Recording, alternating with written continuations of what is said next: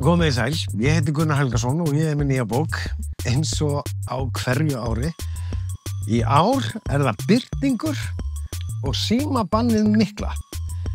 Og hún fjallar birting og hvað gerist þegar að foreldrar hans taka af honum símann. Við pabbi þinn höfum ákveðið að þetta verið símalaust sumar. Símalaust sumar. Hæ? Komdu með símann? Hvað er að gera? Birtingur, láttu ekki svona. Við ætlum að... Nei, það má ekki. Hvað meinar þú? Hvað er að gera?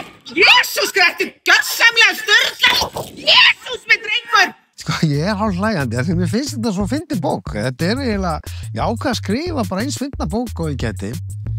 Og þarna bara allt ógeðslega fyndið. Þetta mjög hröð bók og það má kannski segja að þetta sé sko bók sem auðvelt að lesa en erfitt að leggja frá sér. Og það búið að gagnrýna þessa bók. Það komin ein gagnrýni.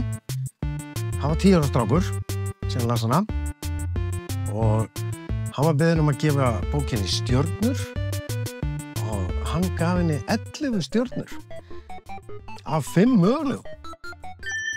Þeir gerast nú ekki betri bókadómarnir, sko.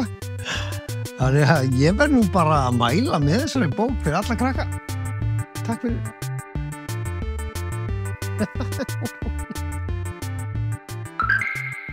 Forlagið.